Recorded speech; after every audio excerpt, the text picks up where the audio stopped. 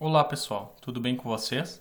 Meu nome é Luciano Brum e no último vídeo eu apresentei para vocês como a gente pode gerar gráficos com a linguagem R no ambiente Jupyter. Aqui nesse exemplo de mapa eu apresentei para vocês como a gente pode fazer análise da variação da produção leiteira por município, né? E aqui a gente tem as diferentes escalas percentuais do aumento e redução da produção de leite nos municípios gaúchos. E a ideia desse próximo vídeo é apresentar se houve alguma variação no número de propriedades leiteiras no estado do Rio Grande do Sul. Então, agora, em vez de a gente analisar a produção, a gente vai analisar o número de estabelecimentos que produziam leite, se houve uma variação positiva ou negativa nos municípios gaúchos entre os anos 2006 e 2017. Tá? Então, para isso, a gente vai, de novo, novamente recorrer aqui à base de dados dos censos agropecuários de 2017 e 2006, tá? Para a base de dados de 2017, a gente vai utilizar a tabela 6.782, tá? Então a gente pode dar um Ctrl F aqui e procurar pela tabela 6.782. E para o ano de 2006 é a tabela 1.227, tá? Então aqui a gente vai ter os dados que a gente precisa para realizar as análises, né?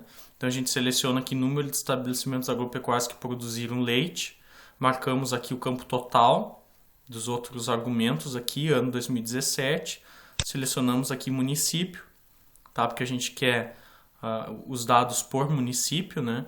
Selecionamos aqui unidade da federação e marcamos Rio Grande do Sul. A gente faz o mesmo procedimento aqui para a tabela 1227, tá? Marcamos estabelecimentos agropecuários, total, aqui que produziam leite de vaca. Então marcamos só leite de vaca aqui, não é o total nesse caso. Ano 2006 e marcamos aqui município. Lembrando que a gente tem aquela mesma diferença, tá? Em 2006 a gente tinha 492 municípios no Rio Grande do Sul, e em 2017 a gente passou a ter 496. Então a gente tem que ter ciência disso na hora de analisar os dados. O shapefile a gente vai utilizar basicamente o mesmo que a gente utilizou para gerar esse mapa anterior, tá? E a gente tem o shape, né? As formas dos municípios e os dados dos municípios a gente tem nessa variável map data. Se vocês tiverem curiosidade aí de verificar como é que a gente organizou esse shapefile num formato adequado para a geração de mapas, vocês podem visualizar o vídeo anterior em que a gente produziu esse mapa da produção leiteira gaúcha. Então a gente basicamente vai carregar primeiramente os dados de 2006 para o nosso ambiente, tá? O argumento skip a gente vai ignorar as 4 primeiras linhas, vamos utilizar a codificação TF8 e vamos utilizar aqui como símbolo separador dos dados o ponto e vírgula. Então a gente vai carregar para o nosso ambiente. Vocês podem ver que tem uma coluna adicional aqui que a gente não vai precisar utilizar. O mesmo vai ocorrer aqui para os dados de 2017. Vamos ter uma coluna que a gente não vai utilizar aqui, tá? Os argumentos são basicamente os mesmos que a gente utilizou. A primeira coisa que a gente faz aqui é excluir essa segunda coluna do DataFrame 2006, tá? Vamos fazer a exclusão de algumas linhas, tá? Que, de novo, né, no final de todas essas planilhas, a gente tem aqui alguns dados que não são de interesse para a gente, para as nossas análises. Então, a gente tem que remover essas informações, que é o que a gente faz aqui, tá? A gente vai fazer a mesma coisa com os dados de 2017, a gente vai remover a coluna do meio que não tem informações de interesse e vamos remover também as linhas adicionais. Então, até aqui nenhum mistério. Aqui a gente vai fazer a mesma operação que a gente fez no nosso primeiro vídeo dos mapas. A gente vai substituir todo e qualquer X que a gente encontrar na segunda coluna, que é a coluna com os dados do número de propriedades. A gente vai substituir esses X por zeros, tá? E a gente vai também remover o símbolo do Rio Grande do Sul do nome da cidade. Vamos substituir todos esses símbolos por uma string vazia. E a gente vai fazer isso tanto para o conjunto de dados de 2006 como para o conjunto de dados de 2017. Lembrando que a gente utiliza aqui uma estrutura de repetição for para percorrer todas as linhas de ambos os nossos data frames. Tá? Então o que a gente vai fazer aqui? A gente vai executar esses dois comandos, né? E com esse trecho de código, então a gente verifica, né, quais são as cidades que existem no shapefile e não existem nos nossos data frames, tá? Então a gente tem aquelas mesmas cidades, fazemos a correção dos nomes das cidades aqui abaixo, né? E se a gente executar novamente esse comando, a gente vai verificar que a gente tem novamente 5 cidades aqui que não estão presentes no data frame de 2006 e uma cidade que não está presente no data frame de 2017. Então a gente tem que ter ciência disso quando a gente for fazer a integração dos dados do shapefile com os dados dos data frames. Aqui a gente faz uma mudança no nome das colunas, tá?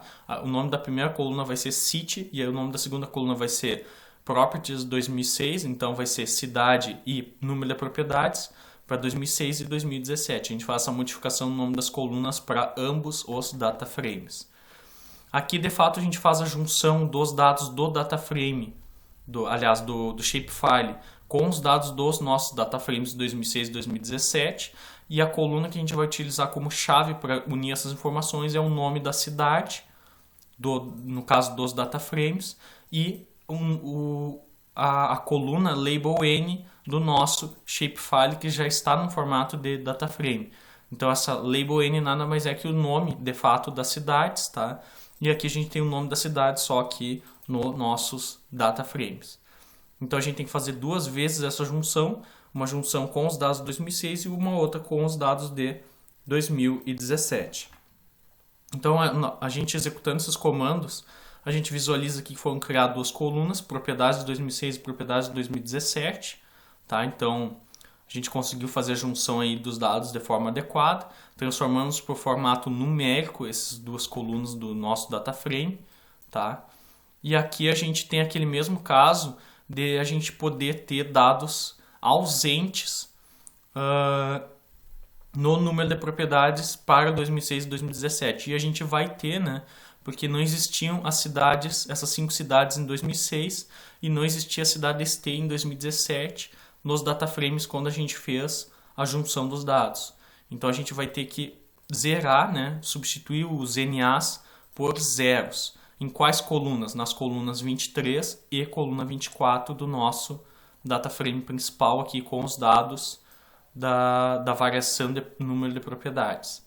Tá? Então a gente vai ter que zerar essas informações. Aqui a gente cria uma nova coluna chamada percentual propriedades, que é a mesma ideia do caso anterior, do nosso mapa anterior. A gente vai calcular a variação percentual do número de estabelecimentos que produziam leite. Para isso a gente faz um cálculo aqui do número de propriedades de 2017 menos o número de propriedades de 2006 dividido pelo número de propriedades de 2006. Com isso a gente tem a variação percentual. E lembrando que nos casos em que a gente tinha 0 propriedades em 2006, a gente não vai conseguir calcular a variação percentual, né? Porque se o valor de início é 0, a gente vai ter uma divisão aqui, né, por 0, o que não é permitido, né?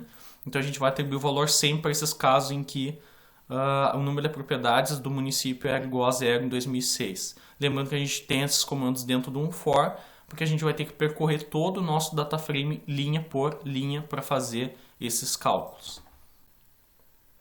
Então, executando aqui esse comando, a próxima etapa então é gerar essas labels, né, que nem a gente fez da forma anterior. A gente vai atribuir valores 1, 2, 3, 4, 5, 6, 7, 8 e 9 de acordo com o valor percentual calculado. Então, se o percentual de propriedades for menor que menos 80%, ou seja, se a redução percentual for maior que de 80%, a gente atribui valor 1. Se for menor que 60%, a gente atribui valor 2. E assim por diante. Tá? Então a gente salva esses valores inteiros na coluna catprop, né? E é a mesma ideia do caso anterior. A gente vai criar aqui uma função factor, né? Em que a gente vai transformar o conteúdo aqui dentro para o tipo fator, em que a gente vai analisar os dados desta coluna do nosso data frame, catprop, que é os valores inteiros que a gente vai ter aqui de 1 até 9, e a gente vai fazer uma substituição desses valores de 1 até 9 pelo conteúdo das labels, que nada mais vai ser do que os rótulos que a gente vai dar para a nossa legenda. Tá? Então aqui a gente vai ter algumas faixas customizadas, tá? Para a variação percentual do número de estabelecimentos que produziam leite entre 2006 e 2017. Tá? Então eu vou rodar esses dois comandos E aqui a gente gera o nosso gráfico, tá? É bem semelhante, na verdade é praticamente idêntico ao código que a gente utilizou anteriormente, tá? No campo a gente vai utilizar aqui a função ggplot para a geração do gráfico em si. O geopolygon a gente vai utilizar para plotar os polígonos do nosso mapa. A gente tem que setar aqui no campo data a variável que contém esses polígonos, que é a mapData, né, que é o nosso data frame. No campo estética, que é a ES, a gente vai indicar o preenchimento das cores como o conteúdo da coluna catprop, que vai ser o conteúdo das labels. As labels vão definir as cores do nosso gráfico, do nosso mapa, né? Então a cor vai ser de acordo com a faixa percentual em que está aquele município, tá? A gente não define a cor propriamente dita, mas o que é que vai definir as cores, né? Que cor vai ser o que? Vai ser de acordo com essas faixas.